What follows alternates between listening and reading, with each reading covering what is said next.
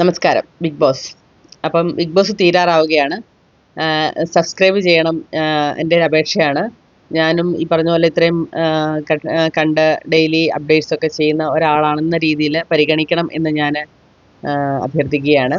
ഇന്നിപ്പം അനീഷ് എന്നെ രാവിലെ പോലെ നെവിനും അക്ബറും കൂടെ അനീഷിനെ ട്രിഗർ ചെയ്യാൻ വേണ്ടിയിട്ട് ഇങ്ങനെ പ്രണയഗാനങ്ങൾ മാത്രം പാടിക്കൊണ്ടിരിക്കും. നെവിനാണ് തുടങ്ങിയത്. അത് അക്ബർ ഏറ്റുപിടിച്ച് ഇങ്ങനെ പാടിക്കൊണ്ടിരിക്കുകയാണ്. ഇത് അറിഞ്ഞിട്ടെന്ന വണ്ണം അനീഷ് അനുമോളെ വിളിച്ചുകൊണ്ട് പോകുന്നു. പിന്നെ നമ്മളെ കാണിക്കുന്നില്ല. ഇപ്പം ആദിലയോട് അനുമോൾ പറയുന്നു, അനീഷേട്ടനെ വിളിച്ചിട്ട് ഇതുപോലെ അനീഷേട്ടനൊരു ഇഷ്ടം തോന്നി, അത് തുറന്നു പറഞ്ഞു. അത് നിഷേധിക്കാനുള്ള അവകാശം അനുമോൾക്കുണ്ട്. അനുമോളുടെ അഭിപ്രായം ചോദിച്ചു.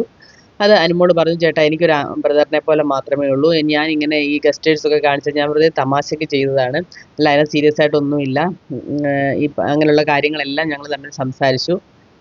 അപ്പം ഇന്നലത്തെ എനിക്ക് ഭയങ്കര വിഷമമായിരുന്നു. എനിക്ക് ഇന്നലത്തെ ആ പുള്ളിയുടെ ഇരിപ്പ് കണ്ടപ്പോഴും ഈ പറഞ്ഞ പോലെ പുള്ളി അത് പ്രതീക്ഷിക്കുന്നുണ്ടെന്നൊരു തോന്നലുണ്ടായിരുന്നു. അത് എങ്ങനെയെങ്കിലും പറയണം എന്ന് എനിക്കുണ്ടായിരുന്നു. എന്തായാലും അനീഷേട്ടൻ തന്നെ എന്നോട് വന്ന് പറഞ്ഞു, ഞാനത് മനസ്സിലാക്കി കൊടുത്തു എന്നൊക്കെ ആദിലോട് പറയാമായിരുന്നു. അപ്പോൾ ആദിൽ ചോദിക്കുന്നത്, ഇപ്പം നിനക്ക് സമാധാനമല്ലെങ്കിൽ എനിക്ക് സമാധാനമായി, ഇല്ലെങ്കിൽ അത് വലിയ വിഷമമായിട്ട് കിടന്നേനെ.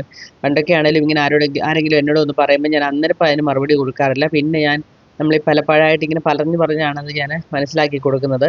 അപ്പോൾ അനുമോൾക്ക് അനീഷിനോട് ഇതും കൂടി പറയാമായിരുന്നു, എന്നെക്കാട്ടി നല്ലൊരു പെണ്ണിനെ ചേട്ടനെ കിട്ടും എന്നൂടെ വേണമെങ്കിൽ പറയാമായിരുന്നു. മറക്കരുത്, സബ്സ്ക്രൈബ് ചെയ്യണം.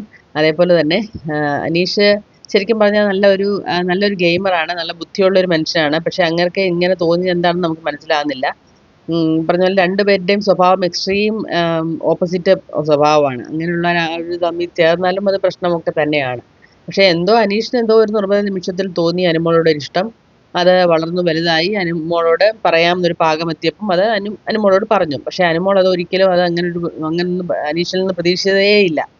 അതുകൊണ്ട് തന്നെ അനുമോൾ അത് പ്രാങ്കായിട്ടും ഒക്കെ അയ്യോ എന്നൊക്കെ വിളിച്ച് വളരെ, പ്രത്യേകിച്ച് ഇത്രയും ക്യാമറയുടെ മുമ്പിലാണ് ചേട്ടാ എന്നൊക്കെ പറഞ്ഞ് പുള്ളിക്കാരി ആകെ ടെൻസ്ഡ് ആവുന്നതൊക്കെ നമ്മളെ കണ്ടാണ്. അതുപോലെ ലാലേട്ടൻ വന്നപ്പോഴാണെങ്കിലും അത് കുറച്ചുകൂടെ ഒന്ന് ഊട്ടി ഉറപ്പിക്കുന്ന രീതിയിലൊക്കെ സംസാരിച്ചു. അതൊക്കെ അനുമോൾക്ക് ഭയങ്കര ഒരു മോഹം നമ്മളെ കാണിക്കുന്നുണ്ടായിരുന്നു. അനുമോൾക്ക് അതൊന്നും ദഹിച്ചിട്ടില്ലെന്ന് അനുമോളുടെ മറ്റു ചിരിയും ഈ ചിരിയും തമ്മിൽ വ്യത്യാസമുണ്ടല്ലോ. അപ്പോൾ അനുമോൾ പറയുന്നു, എനിക്കത് സന്തോഷമായില്ലെങ്കിൽ അത് പുള്ളിക്ക് അത് പിന്നെയും പ്രതീക്ഷയായിട്ട് കിടക്കുന്നു എനിക്ക് പേടിയുണ്ടായിരുന്നു, അങ്ങനെ ഇങ്ങനെ. അപ്പോൾ ഇന്നലത്തെ എപ്പിസോഡിലൊക്കെ നമ്മളെ കാണിക്കുന്നുണ്ട്, എനിക്കൊരു നിമിഷം മതി പറയാൻ ഇഷ്ടമില്ല, അങ്ങനെയുള്ള ഇഷ്ടമല്ല എന്ന്. ഇപ്പോൾ ഒരു ബ്രദറിനെ പോലെ ഉള്ളൂ എന്നൊക്കെ അനുമോൾ പറഞ്ഞു എന്നൊക്കെ ആദിലോടും നൂറിയോടും വിശദീകരിച്ചു കൊടുക്കുകയാണ്. അതൊക്കെയാണ് ഇന്നത്തെ സംഭവം നടക്കുന്നത്. അപ്പം മറക്കണ്ട, ഒന്ന് സബ്സ്ക്രൈബ് ചെയ്യുക, ഇഷ്ടപ്പെട്ടാൽ ലൈക്കോ കമൻറ്റോ ഒക്കെ ചെയ്യാൻ മറക്കരുത്. വീണ്ടും കാണാം.